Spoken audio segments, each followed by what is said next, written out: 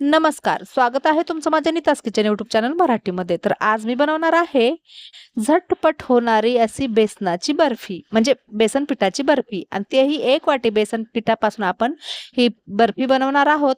ऐन वेळी आपल्याला कळत नाही की आपण कुठली मिठाई बनवायची, किंवा मार्केटमधून जर आणलेली नसेल आणि आपल्याला घरचीच जर खायची असेल, एकदम साधी पौष्टिक मिठाई खायची असेल, तर तुम्ही ही मिठाई नक्की बनवून भावाला चारू शकता किंवा मग स्वतः खाऊ शकता. तर खूप साधी सोपी रेसिपी आहे आणि अगदी 1 वाटी बेसनापासून होणार आहे आणि घरातील साहित्यातच होणार आहे. तर आपल्याला या बर्फीसाठी पाकसुद्धा बनवायचा नाहीये. तर चला रेसिपी बनवायला घेऊया.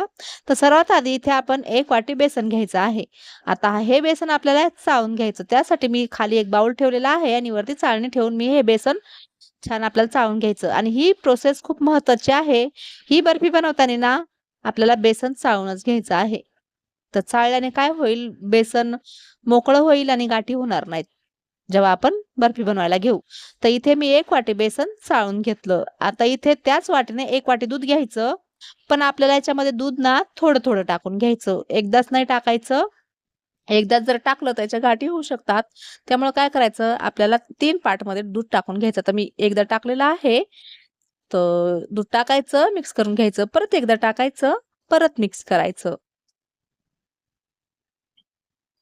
तर आता मी याला छान मिक्स करते आणि जे राहिलेलं दूध आहे ते पण मी आता याच्यात टाकणार आहे. खूप सोपी रेसिपी आहे, नक्की करून बघा. तर इथे राहिलेलं दूध पण मी टाकून घेतलं आणि आता आपल्याला छान असं फेटून घ्यायचं आहे. अजिबात त्याच्यात गाठी नाही झाले पाहिजे. सगळं एक जागी मिक्स करून छान बेटर बनवून घ्यायचं. बघू शकता अशा प्रकारे. आता याला ठेवायचं साईडला.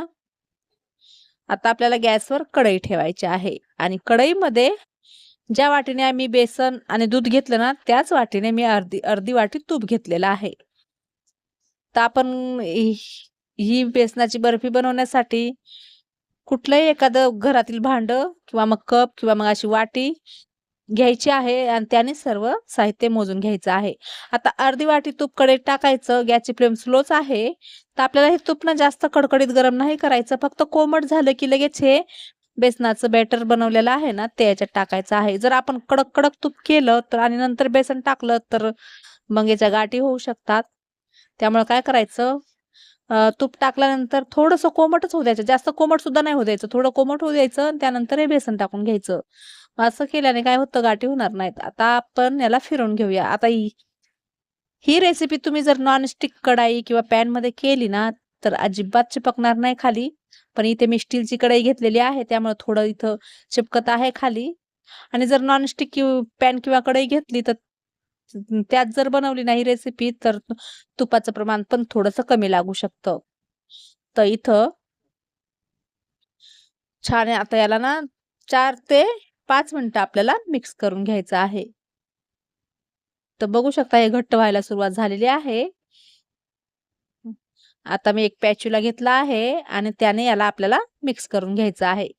पॅच्युलाने ना गाठी बी झाल्या तर त्या लगेच फुटतात. आपण असं प्रेस केलं ना तर ते मोकळ्या होतात आणि छान बॅटर होतं. तर इथं छान मिक्स करायचं आणि पटापट होणारी रेसिपी आहे आणि कोण विश्वाससुद्धा करणार नाही की ही बेसनापासून बनलेली आहे. खूप टेस्टी लागते आणि पूर्ण तोंडात विरघळते. याची टेस्ट खूप छान लागते. तर इथे आता मिक्स करून घेतलेलं आहे 5 मिनिटासाठी. आता याच्यात आपल्याला पुढे 4 चम्मच रवा लागणार आहे. तर आधी 2 चम्मच टाकून घ्यायचा. तर रवा का टाकायचा, तर याचं टेक्स्चर अजून दाणेदार होतं, त्यामुळे रवा टाकून घ्यायचा आहे.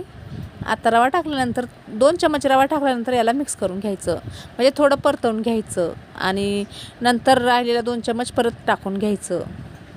तर हा रवा कच्चाच आहे, भाजलेला नाही आहे. आपण हे परतत असतो, म्हणजे हे बेसनाचं बेटर आपण परतत आहोत ना, त्यामध्ये हा रवा आपोआप भाजला जातो. त्यामुळं काय करायचं, कच्चाच रवा घ्यायचा आहे आणि अशा प्रकारे मी नंतर परत 2 चम्मच टाकून घेतलेला आहे.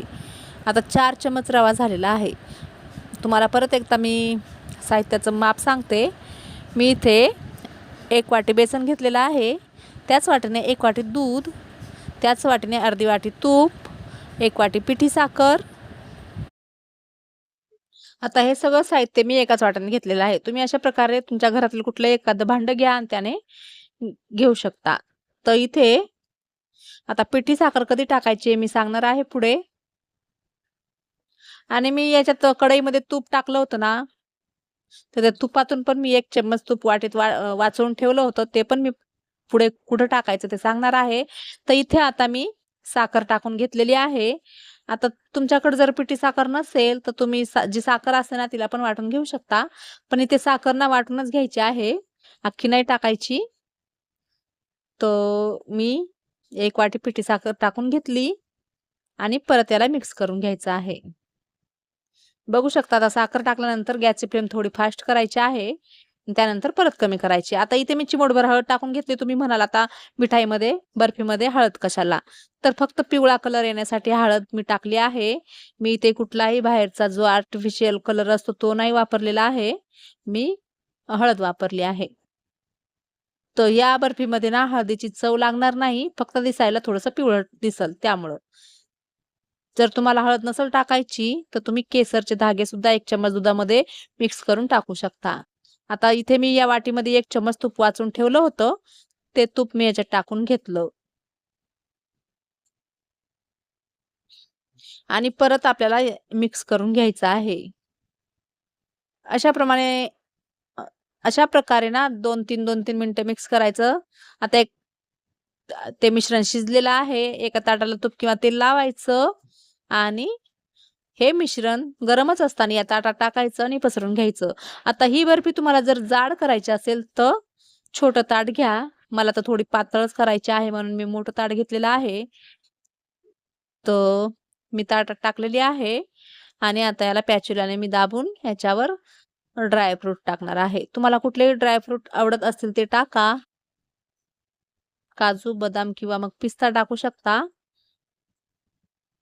तर इथे मी सर्व पसरवून घेतलेलं आहे आणि याच्यावर मी काजू बदामाचे काप टाकून घेते.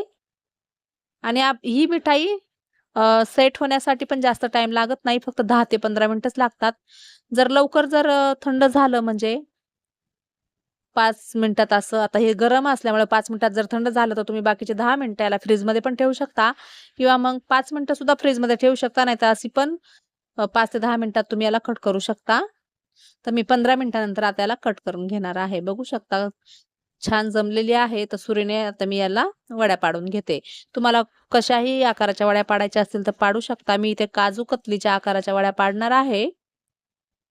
तुम्ही चौकोनी सुद्धा पाडू शकता. आता मी बोलले की पहिलं मी पातळ बनवणार आहे. तर मी त्यासाठी थोडीशी मोठी परात घेतली होती. तुम्हाला जर जाड बनवायचे असतील तर तुम्ही थोडी छोटी परात घ्या. बघू शकता किती छान झालेली आहे ही बेसनाची बर्फी. ना आपण याच्यासाठी पाक बनवला, ना कसलं टेन्शन. झटपट फक्त 15 मिनिटात ही मिठाई बनवून रेडी होते.